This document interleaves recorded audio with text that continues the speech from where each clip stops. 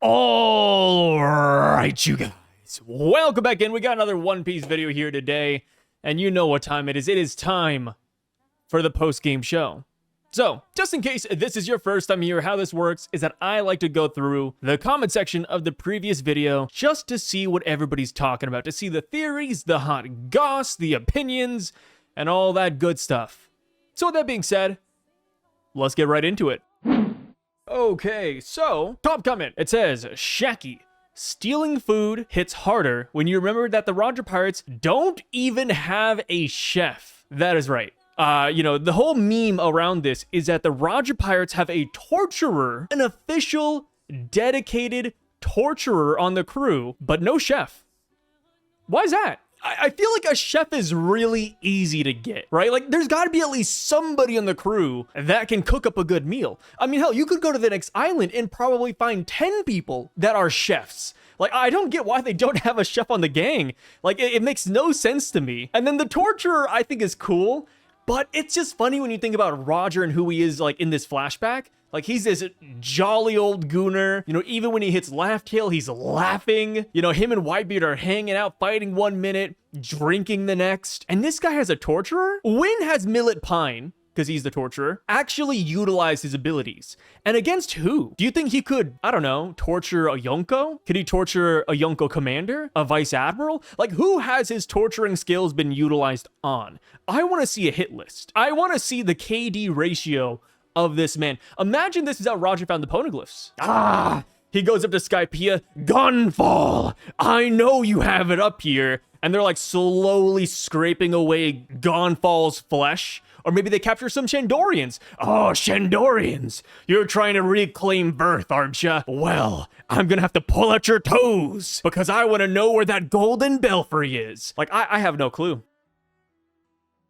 And besides this is the second instance, I believe, that we've seen of Roger being cruel. I put that in quotation marks because they're pirates, so they're already kind of, in the gray area. Pirates aren't always good guys, so it makes sense. But I remember during Marineford, when we got the Squard backstory, we heard that Roger killed all of Squard's crew and left Squard alive alone. And that is why Squard hates Ace. And that's why he goes in, he stabs Whitebeard, and it's like, Pops, you didn't tell me this was Roger's son. It's like, guys, I get it, right? Big moment, the whole thing where Whitebeard hugs him anyways, and he's like, hey, you're my son. You're an idiot, but you're my son at the end of the day. Great moment. But let's not forget, Roger murked this guy's entire gang. He murked all of his Nakama. Imagine if somebody did that to Luffy. Imagine if somebody rolls up on Luffy and they kill everybody except for Luffy. Kuma kind of did that on Sabaody, and Luffy had a grudge for a hot minute. That's wild. I wonder if Luffy will ever, because we're talking about parallels a lot in One Piece, I wonder if Luffy will ever parallel Roger and straight up murder somebody's entire family and friend group, but leave that one person alive. Leave that one person to tell that story about you. Never mess with me again, because guess what?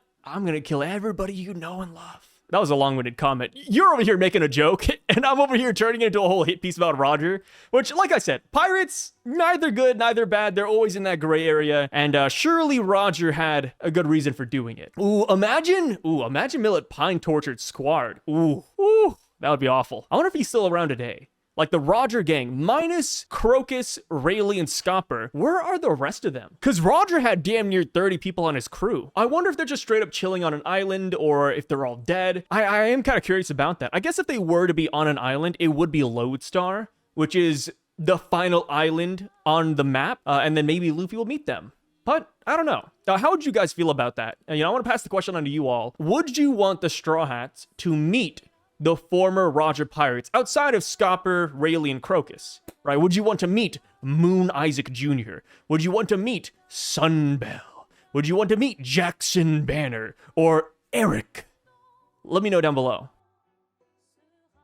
Man, this aura difference between Roger and Rocks is weird AF. I'm starting to believe in Tekking's joke that this flashback is just Loki worshipping Rocks and making things up. Imagine that. Like, because Loki idolizes Rocks so much, we're getting this crazy, grandiose picture of the Rocks crew, Hachinosu, his speech, his aura, etc.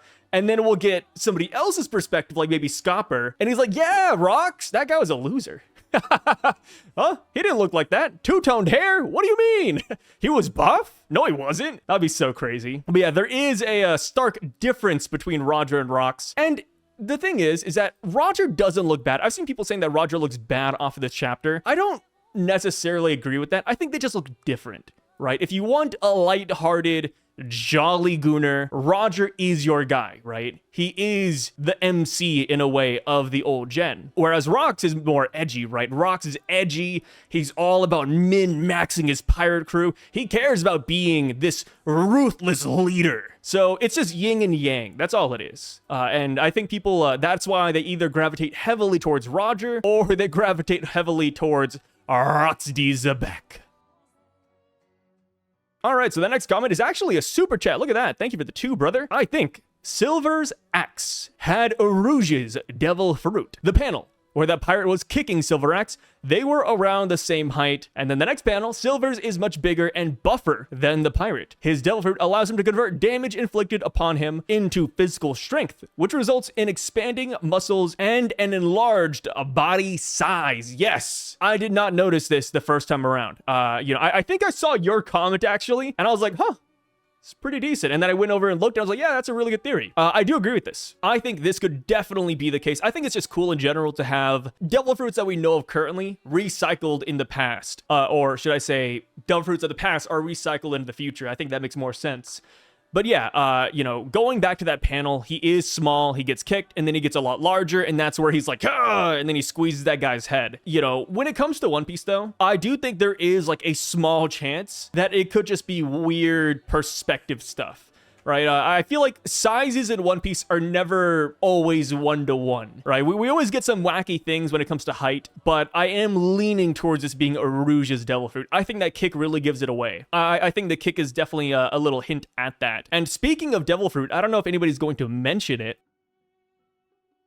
but outside of this, I have heard a theory that Loki, as of this flashback, Loki as a 20-year-old kid, because he should be about 20-ish right here in this chapter, that Loki already has a devil fruit, and that he didn't eat the legendary devil fruit of Elbaf. And the reason why I like that idea, or at least I entertain that theory, is because in this chapter, Loki was drowning. And at first, it was like, okay, Loki's drowning, and then somebody saved him. Cool. And then I really stopped and thought about it, and I was like, wait a minute.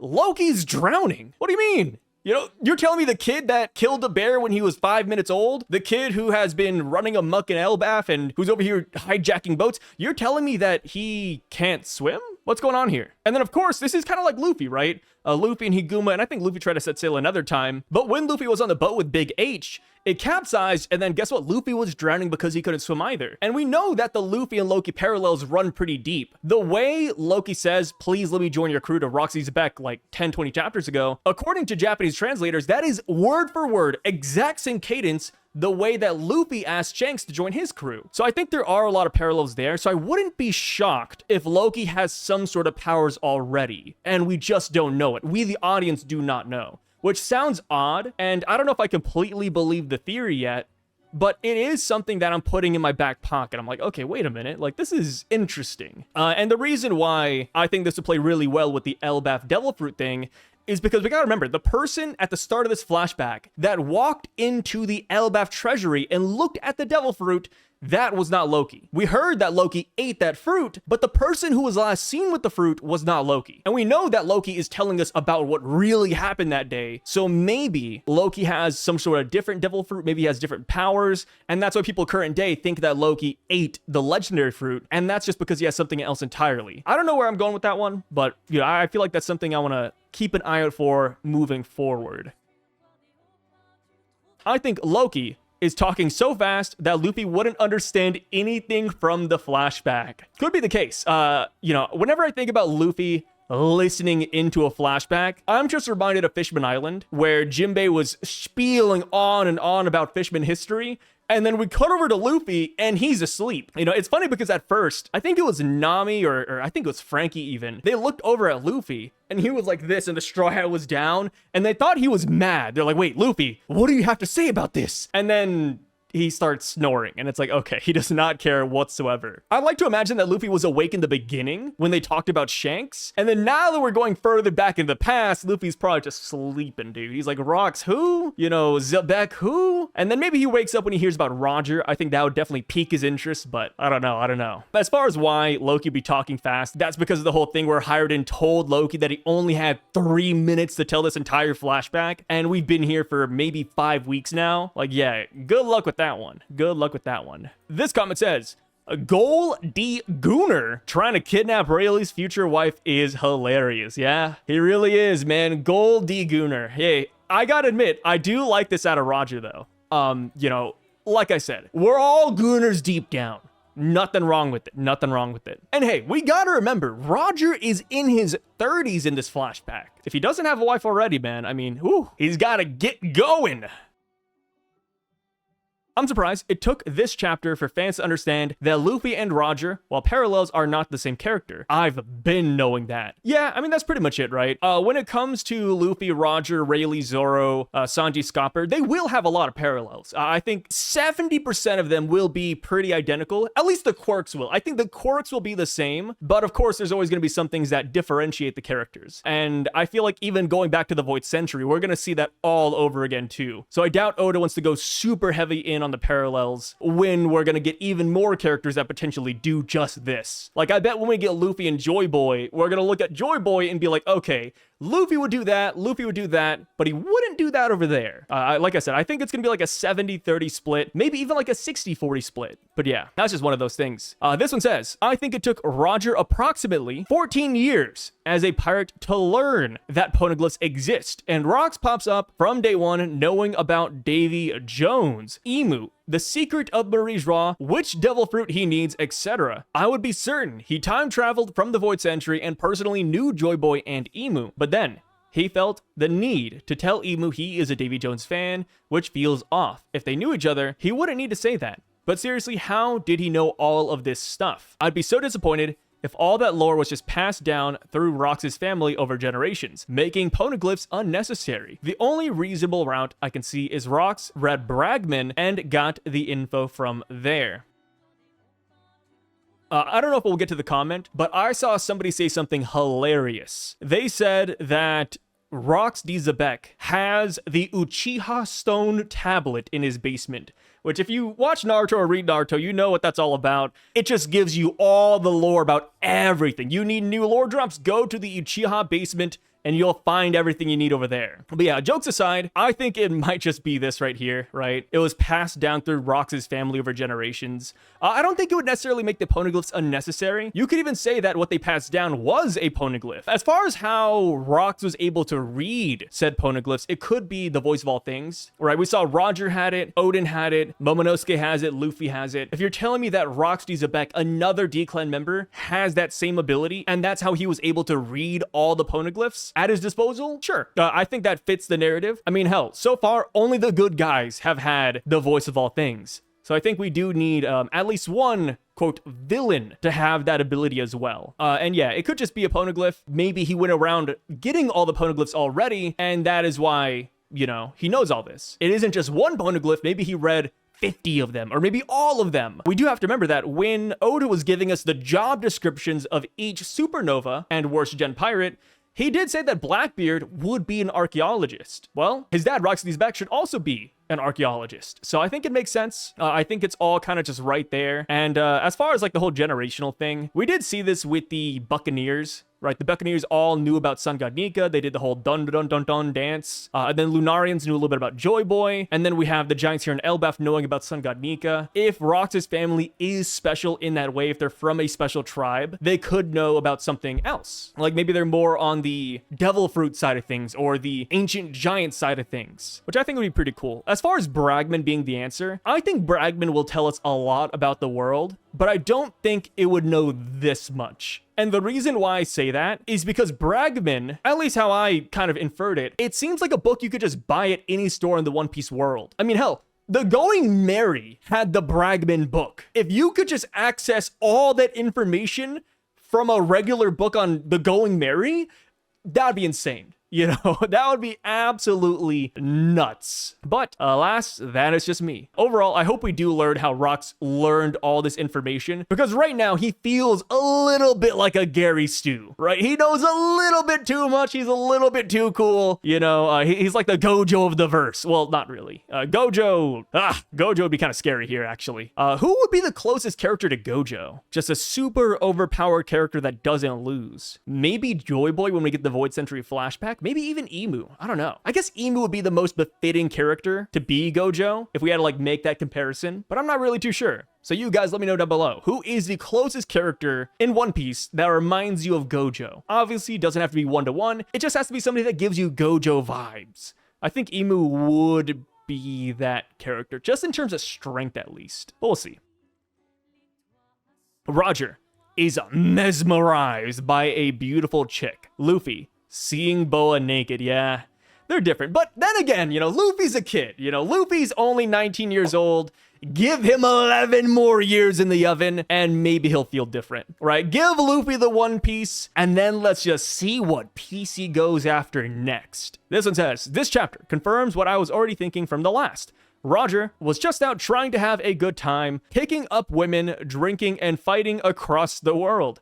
Meeting Rocks put him on the path to try to uncover the secrets of the world. Ooh, yeah, maybe that's it. Well, then again, he could already be wanting to do this, but I like to imagine that, yeah, meeting Rocks made him want to learn more. Maybe he sees Rocks and he's like, hey, how does this guy know everything? Is he from the Uchiha clan? Maybe that's it. Or maybe when Roger goes to God Valley and he sees the Celestial Dragons and he sees their crazy transformations, or Saint Saturn, and maybe even Gunko Emu, who should be there, right? Gunko was a part of Emu's little gang back then, so maybe she was at God Valley too, and Emu took over, and then Roger was like, wait, what the hell is going on here? Like, I came here for Rocks, man. I came here for these devil fruits. What's going on? Yeah, maybe that is what puts Roger on that path. I think that'd be pretty cool. And I guess for me, at least, what I'm really excited to learn about when it comes to Roger, the one thing I'm super just amped up about is Roger's answer. Because back when the Straw Hats met Rayleigh, and they asked Rayleigh, like, hey, like, you learned about the Void Century, why didn't you guys do anything? And Rayleigh said, hey, we came to a certain decision, we came to a certain answer, but when you guys get there, maybe you will decide differently. I want to see what made Roger choose his path. Did he bet on the future? Did he think the world might just be better this way? I think that is going to be a really cool moment. Just seeing the thought process of a man who learned the truth. And why, apparently, right, because we don't know Roger's full story yet, but why did he not go up to Marie Joie like Rocks did? Right, Rocks wanted to become king of the world, but defeating Emu doesn't necessarily mean that's going to be your next title, right? Like, Roger could still be Pirate King and defeat Emu.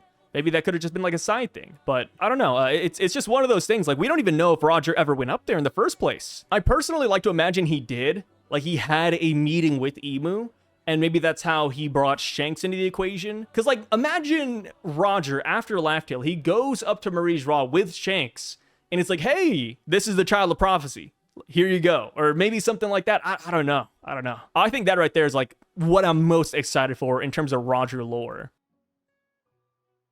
As chapter 1156 suggests, her name should be Tritoma, which is actually a genus of perennial flowering plants in the, oh my gosh, I cannot pronounce that. Well, I probably could, but I'm not going to try. But you guys see it. It's in that family, native to Africa. This would also align perfectly with the Kuja naming tradition, as all of their names are flower related. And if you look at her closely, her hairstyle even resembles the shape of the Tritoma flower. I believe Tritoma could be Luffy's mother. She may have fallen in love with a dragon, given birth to Luffy, and soon developed love sickness due to Dragon keeping his distance as a wanted man. These events likely occurred away from Amazon Lily, explaining why the Kuja didn't recognize Luffy before the pre-time skip. With Tritoma's health declining, Dragon may have entrusted Luffy to Garp's care, because Amazon Lily's woman-only policy forbids male residence, and Luffy, being the rare male child born to Kuja, Tritoma couldn't take him back with her. Missing both Dragon and Luffy deeply, she may have ultimately succumbed to love sickness. Okay. Personally, I'm not like the biggest fan of Tritoma being the case yet for Luffy's mom, but I like the theory though. You know, I think out of all of the candidates we have had thus far, I do think Tritoma has the highest chance, right? More so than Bello Betty. I don't know if you guys remember Bello Betty in her introduction. But when Bella Betty showed up at, was it Lelucia? Yeah, it was Lelucia. When she showed up there, everybody was like, yo, it's Luffy's mom. We finally got her after all these years. You know, she's a rep commander. Look at her. She looks just like Luffy. But, you know, obviously that did not pan out. So now we have Tritoma, and people are saying Tritoma is the best guess. I get it. You know, I don't think anything is necessarily wrong with this theory here. I feel like whenever it comes to Tritoma, it's all about vibes, right? For me, I just don't vibe with it, mainly because of the lovesickness aspect. I feel like if she gave birth to Luffy, she wouldn't be lovesick anymore. I feel like that would be the case, because that would mean that eventually she did get with Dragon, right? She got that happy ending in a way, and then he just had to leave, which I feel like wouldn't exactly kill her, right? Especially if she has the boy for a while, or the boy being Luffy, especially if he has him for a while. I just feel like this is odd. Like having a son, getting with the man you love for a little bit, and then you still end up succumbing to love sickness. I just feel like that wouldn't be the case. But we'll see. Like I said, Tritoma still is the best guess. I do not mind Tritoma at all, but just the fact that she's dead, I just think it's tough. It is definitely tough for me. And one thing I do find a little bit odd about Tritoma having Luffy and yet still dying, right, is this right here. Because of Amazon Lily's woman-only policy that forbids male residence, like, why wouldn't Tritoma just go to Fuchsia Village with Luffy? I mean, Shaki, for example, she is a former Amazon Empress, but she doesn't live on Amazon Lily anymore. She actually went to go live at Sabaody so that she could hang out with Rayleigh. Like, I feel like Tritoma would go to Fuchsia Village and then maybe meet Dragon off the coast whenever he passes by, or, you know, maybe just to be with her son. I feel like, hey, I don't want to be like stereotypical, but I feel like if you have a kid with the man you love, it's like you shouldn't die to love sickness. But then again, if the husband's absent, I see what you're saying, right? If the husband is absent, then you still would be lovesick. But it's tough. It's tough. I mean, Gloriosa, for example, right? She didn't get with Roger.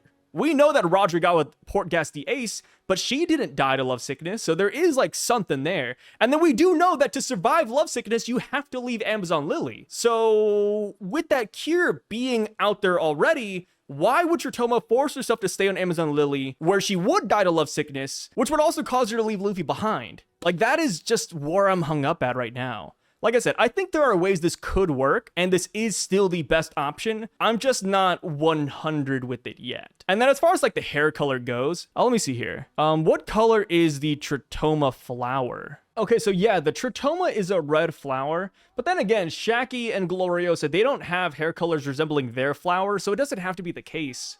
But in manga, I mean, especially One Piece, right? I feel like hair colors are really hard to distinguish. Like, Tritoma looks like she has black hair, but for all we know, it could be a Katakuri situation where when we get here in the anime, Tritoma has like pink hair or red hair or maybe blue hair. It's just really hard to deduce. Like, yeah, it looks black right here, but who knows what color her hair really is. And I guess the most latest example would be Loki, right? Loki, a lot of people thought he had blonde hair. And then, surprise, surprise, when we got the anime reveal, that's the volume cover reveal, he has purple hair. So it's like, Tritoma, I feel like we need more from her. You know, if she has black hair, I think for me, at least, this theory will get boosted a good amount. That is how I feel about that. Yeah, we got to see the coloring. We got to see the coloring. The next comment says, the main takeaways I get from this chapter is there are a lot of hot people. The men and women, especially Shaki. Okay, good takeaway. Loki is a little bit of a brat. Okay, wait a minute. Loki was a brat last chapter, right? This chapter he called Ida a gold digger, but last chapter he was beating up innocent people. So I would say Loki's always been a brat, man. Loki's always been a brat. Silverax kind of looks like Don Krieg. Possibly Krieg's dad, as much as I hate to say. Wait, whoa. Why do you hate to say it? Everybody loves Don Krieg.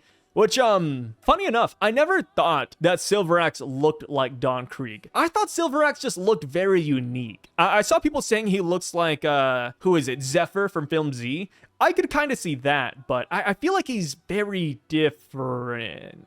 But maybe that's just me. But I do like the Don Krieg connection, mainly because current day, Don Krieg is at Hachinosu. So if we see Don Krieg joining the Blackbeard Pirates, which I don't think he should, you know, Don Krieg very much so struck me as a hard-headed commander, so I don't think he would bend the knee to somebody else. But then again, you could say the same for a lot of the Rocks Pirates. So maybe Krieg does join, but I don't know. If he does, I mean, the connection's there, right? If he does, it's there.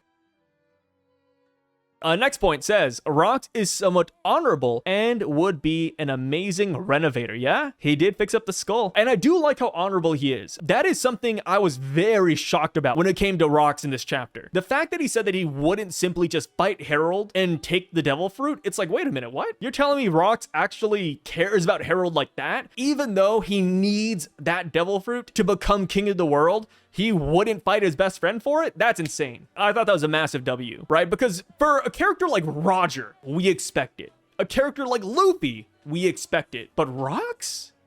Rocks D Xebec, Blackbeard's daddy? He's honorable? Yeah, that's surprising. I like that a lot. Last point. How the hell did this crew end up losing? We heard that they just had a lot of big personalities, right? They had a lot of big personalities, too many cooks in the kitchen, and they just did not mix well. Even 2 chapters ago, Shiki was like, hey, this loser, we're not actually following him. You know, I don't care if he dies. So I think that's how they ended up losing. There's just no crew synergy. But even without crew synergy, they still are titans. They're still pillars in the crew, right? Even if they're not helping each other out during a battle, it's still hard to take them down one at a time. You know what I mean? So I do agree. The thought of them losing is kind of insane. Like, I don't even know what that's going to be like. But then again, I mean, of course, on the opposite team, we have Roger and his crew. We have Garp. And then we have the Celestial Dragons. I think not a lot of people put onus on the Celestial Dragons at God Valley, but the God Knights are there, right? Shanks' dad is there. Gunko is there. So it's like, bro, yeah, it seems like the Rocks Pirates had a lot of people to fight. We don't know how the brawl went down. You know, maybe Garp was fighting Roger in the beginning, and then they teamed up. Maybe they teamed up at the very end. You know, maybe the Holy Knights were fighting Roger's crew, and then later they turned their attention towards Rocks' crew instead. Like, I feel like there's so many questions about God Valley, and I am excited to see how they ended up losing. Like, who fought who? What were the matchups? Dude, I'm excited. I'm excited. And also, I wonder if anybody bailed on Rocks. Not just did not help him, but I wonder if people actually, like, stabbed him in the back. Like imagine that, right? I do think eventually, whether it's current day, in the flashback, or in the Void Century, I think we will see a mutiny. Like, imagine Rocks is about to do something evil. I don't know, maybe he's about to kill a child. And then you have Big Mom saying, oh, Rocks, you're not doing that. Maybe Whitebeard steps in and he's like, whoa, you're gonna kill Roger? No, you're not. And then he slices him in the back. I feel like that would be something pretty insane. And of course, like I said, this doesn't have to be a Rocks D Xebec thing, but I think we will see a true and blue mutiny firsthand. Definitely firsthand. Apparently, that's how Captain John died, by the way. Captain John got killed by his own crew, but that was off screen. And we also didn't know if Captain John would be a big character or not back in Thriller Bark. So maybe that was a foreshadowing for Rocks D Xebec. Like, imagine Shiki is the one who... Oh, Shiki didn't have, like, the sword leg, so that's a little bit silly. What if Shiki's the one who sliced him? Ooh... Silver Axe finally kills him. I don't know, man. I think there could just be some crew shenanigans there. Or maybe even Rocks D Xebec was going to eat a specific devil fruit. Maybe Rocks D Xebec was about to claim something major, and then another member of the crew wanted it. That could also be a scenario. This comment says, seeing Kaido get sunned like that by Rocks was crazy. I know he's only 15 and a rookie, but still. And surprisingly, Rocks views Harold as a good friend. Roger and Garp's clash was much needed too after all this Rocks glaze, and the top people in that era was Roger, Garp, and Rocks. Pure cinema. Yep, I'd say so too. I'm glad we finally got Roger and Garp. I kind of want more from Garp. I wonder if we'll get that next chapter, like a little bit more from Garp's POV. Like, I want to see what Sengoku and Sudo are up to. But yeah, seeing Kaido get sunned, not just by Rocks, but by Captain John was kind of fun. Obviously, Captain John didn't hit Kaido, but he called Kaido a horn-headed rookie? And it's like, damn, Captain John, okay. I wonder, man, if Captain John were still alive today, how strong would he be? How strong would this guy be? This comment says, man, Rocks does not play when it comes to his boy Harold. Kaido still has a bruise on his face in the last panel from where Rocks kicked him. Now we know why Rocks was in his top 5. Also, the fact that the crew is so messy, we have Sheik of all people parenting Rocks and Kaido while trying to act as a peacekeeper. Maybe that's why Whitebeard seemed chill with him in chapter 0, since he was the least tolerable on the ship. Yeah, that could be it right there. And I really do wish we got, like, I would say like a reunion of sort with all of these characters. Like, imagine if Whitebeard was still alive, or some of these other players were still alive, and they all came back for one last hoorah, which would be a little bit cheesy, a little bit corny, but I'd like it. That's some good fan fiction right there. Alright, so this comment says, Sai, what do you think of Luffy's armband in the color spread? Luffy's armband says Nereid. Nereid? Likely referencing sea nymphs from Greek mythology, daughters of Nereus, the sea god. One of them, Amphitrite, I hope I pronounced that right, is mother of Triton, who controls the sea. I could see one of the devil fruits that rocks is after being related to Triton's power to calm and raise the sea. This would be perfect power to use against Imu's plan of raising the sea levels and flooding the world. Even if this is wrong, Triton is pretty similar to the name Tritoma, who does look like Luffy and fits the appropriate age of Luffy's mother. This could be the connection. Lastly, even if both are wrong, Nereids were nymphs that were helpful to sea voyagers. That could be a reference to how pirates of the D clan, maybe Luffy in particular, are privileged by the Nereids. I like that. I like this last portion. We already talked about the Tritoma mom theory. Let's see here. As far as this goes, I guess we'll tackle the first part of the comment first. I like it. I went back, I looked at the armband.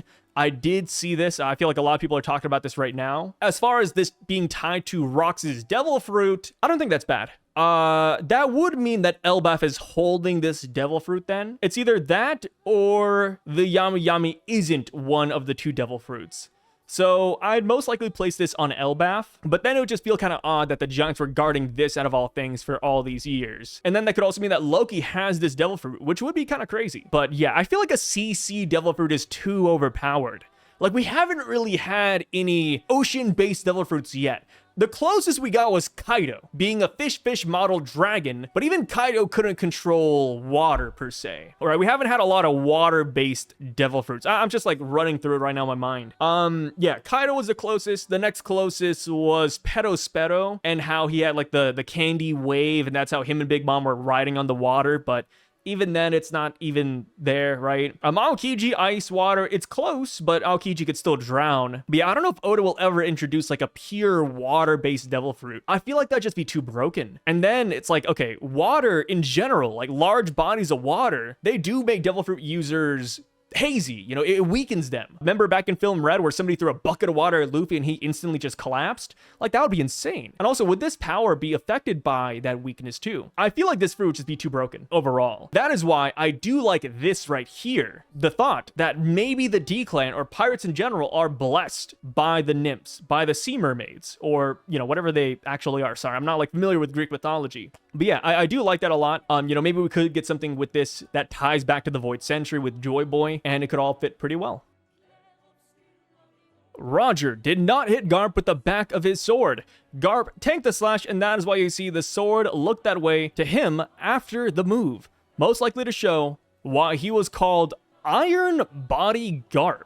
I've never heard him be called Iron Body Garp. So real quick, on to the first part. Yes, Roger did slash Garp the right way. When looking at this chapter the first time around, or even the first couple of times, it really looked like Roger was hitting Garp with the back of his sword. But that is wrong. I do see the slash going across Garp now, and he did tank that. My reasoning as to why I thought it was the back of the sword and why it made sense was because I feel like while Roger and Garp are both going all out, I don't feel like they'd be trying to actually kill each other, right? I do think of it back to like a rivalry like Luffy and Kobe. Like, yes, Luffy would go all out to beat Kobe, no matter what, but I also doubt that Luffy would go the extra step and try to kill Kobe at the end. Like, imagine that, like Luffy goes up and he squeezes his neck like, oh, die, you Marine. I think they're friends. I think that's what I was trying to mainly get across, is that they feel like really good rivals and friends at this point in time. Like, this is not their first rodeo. As far as like Iron Body Garp, I don't think he's ever been called. Let me check. All right, so I pulled up the Garp wiki just to fact check that real quick. Iron Body. So I searched through the wiki for Iron Body, or even Iron. It did not pop up. And now let's check Google AI, because I'll check multiple websites. And Google AI says no. Wow. Google AI. It says that Garp most likely has Tekkai Iron Body, but it's never been shown explicitly. That's kind of cool. Wow. Look at that. Google AI kind of coming up with some common sense there. But yeah, I don't think he has the nickname Iron Body, but I mean, hey, that's a cool one to tack on to the hero of the Marines. I don't think that's bad. But yeah, overall, I did get this wrong, though. I do want to reiterate that. Roger did not hit Garp with the back of the sword. The way I view this, too, right? Because I didn't realize at first how many people were upset by the fact that I said that Roger and Garp were being friendly in their clash. Because it turned into a big power scaling debate. Like, oh, Sai doesn't think that Garp is strong enough to take a Roger hit. Roger obviously is holding back because Garp is a weakling or vice versa. And it's like, whoa, guys, I'm just trying to say that they're friends, man, you know? Because at the end of the day, I mean, Roger trusts Garp so much that he lets Garp look after his flesh and blood son, right? Despite knowing Garp's position as Marine, Roger entrusted Garp with his son. So it's like, yeah, like they are on that level. Like I said, I still think they are going all out in this clash. I'm just saying that I don't think that Roger would actually want to kill Garp. And same with Garp killing Roger. I don't think they want to go that far. It reminds me of Dorian Broggie and Little Garden. You know, I was thinking about it. I was like, okay, what's a good example of a clash between two people going all out, but in the end, they don't want to kill each other? Dorian Broggie. When Broggie killed Dory because of Mr. 3, he didn't realize this because of Mr. 3, but when Broggie slashed Dory and he thought Dory was dead,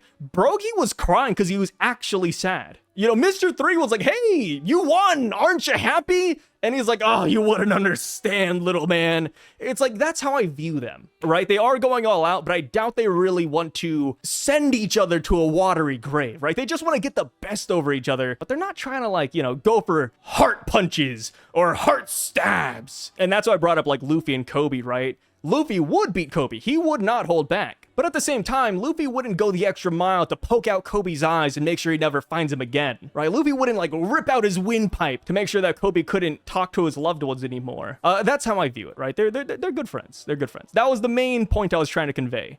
Not saying that you were saying that, by the way. I just saw a couple of comments saying, wait, Sai, you think they're weak, huh? It's like, whoa, guys, I didn't even say that. Please.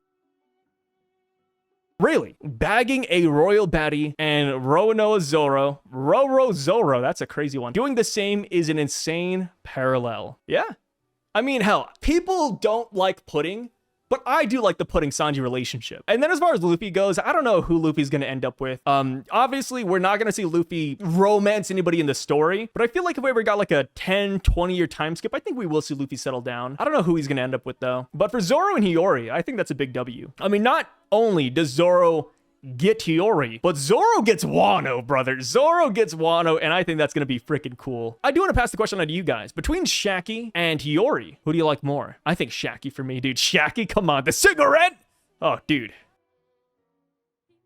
Something about the timeline that I find interesting is that not only was Shanks stealing the Gummy Gummy no Mi 13 years ago, 1 year after the treasure of Elbaf was stolen, but that's also how long ago the Ope Ope fruit was found by barrels. It's probably a coincidence, but there still is a non-zero chance that the treasure of Elbaf was the Ope Ope no Mi. Okay. Huh. Let me look at the timeline. Is that true? 13 years? Wait. Did the Ope Ope no Mi really get taken 13 years ago? Wow, you are right. Yeah.